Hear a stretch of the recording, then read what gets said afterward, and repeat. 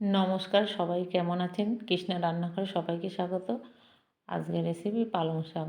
আমার পুরো ভিডিওটা দেখার জন্য অনুরোধ রইল। এখানে আমি 500 গ্রাম পালং শাক নিয়ে নিয়েছি। এবার শাকগুলোকে খুব সুন্দর করে বেছে এবং কেটে নিলাম।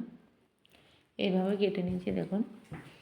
আর পালং শাক তো সবাই রান্না করবেন কম বেশি। আজকে আমার মতো করে দেখবেন। সঙ্গে আমি শিম, বেগুন এবং আলু নিয়ে নিলাম।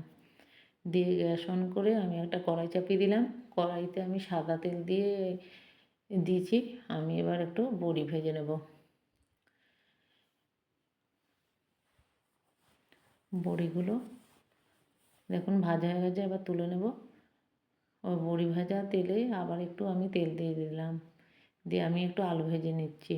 আলুগুলোকে নুন এবং হলুদ দিয়ে একটু লাল লাল করে ভেজে নেব।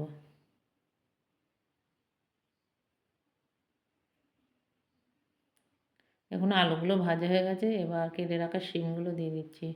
শিমগুলো দিয়ে একটু 2-3 মিনিট আমি আবার একটু কষিয়ে নেব। দেখুন শিমগুলো দিয়ে কষানো হয়ে গেছে।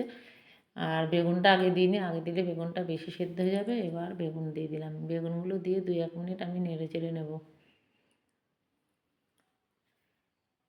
এবার একটু আদা বাটা, একদমই সামান্য পরিমাণে, ছোটো চামচের হাফেরও কম একটু আদা বাটা দিয়ে দিলাম। একটু কাঁচা লঙ্কা বাটা দিয়ে দিলাম। ঝালটা আপনাদের যে যেমন খাবেন, একটু সামান্য জিরে গুঁড়ো দিয়ে দিলাম।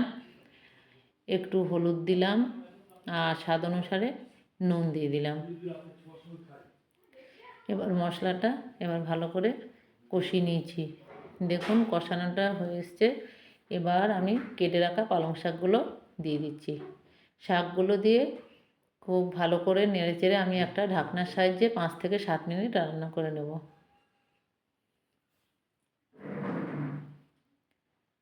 এবার 5 থেকে 7 মিনিট পর আমি আবার ফিরে আসলাম। দেখুন রান্নাটা এই অবস্থায় এসছে। এবার ভেজে রাখা বড়িগুলোকে আমি একটু হাত দিয়ে ভেঙে নিয়েছিলাম। দিয়ে বড়িগুলো দিয়ে দিলাম। দিয়ে আবার একটু রান্না করে নেব। একটু চিনিও দিয়ে দিলাম। চিনিটা অপশনাল, তবে চিনি শাকের মধ্যে দিলে খেতে ভীষণই ভালো হয়। তরকারির স্বাদটা অনেক বেশি আসে। দেখুন শাকগুলো সেদ্ধ হয়ে গেছে। এবার আমি নামিয়ে নেব। নামিয়ে কড়াইটাকে পরিষ্কার করে আবার গ্যাস অন করে আমি কড়াইটা চাপিয়ে দিলাম। এবার সর্ষের তেল দিয়ে রান্না করব। এবার তেল গরম হয়ে গেছে। দেখুন আমি একটু শুকনো লঙ্কা এবং 5 ফোড়ন সম্বার দিয়ে দিলাম। দেখুন ফোড়নটা খুব সুন্দর একটা কালার চলে এসছে। এবার 2টো তেজপাতাকে ছিঁড়ে দিয়ে দিলাম। এবার রান্না করা শাকগুলো আবার দিয়ে দিলাম। দিয়ে আমি আবার 3 থেকে 4 মিনিট আমি আবার রান্না করে নেব ভালো করে। দেখুন রান্নাটা হয়ে গেছে। এবার আমি নামিয়ে নেব।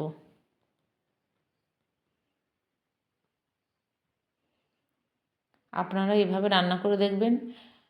শাকটা সত্যিই খেতে খুব ভালো হয়েছিল। আপনারা এইভাবে একবার রান্না করে দেখবেন। আশা করি ভীষণ ভালো লাগবে। ভালো লাগলে একটা লাইক করবেন, কমেন্ট করবেন। আর ইউটিউব থেকে দেখলে আমার ইউটিউব চ্যানেলের নাম কৃষ্ণা রান্নাঘর। ইউটিউব চ্যানেলটিকে সাবস্ক্রাইব করে নেবেন। তাহলে আমার নতুন নতুন রান্নাগুলো আপনাদের কাছে পৌঁছে যাবে। আপনারা সবাই ভালো থাকবেন, সুস্থ থাকবেন। পুরো ভিডিওটা দেখার জন্য অনেক অনেক ধন্যবাদ। আবার আপনাদের সঙ্গে দেখা হবে অন্য কোনো ভিডিও নিয়ে।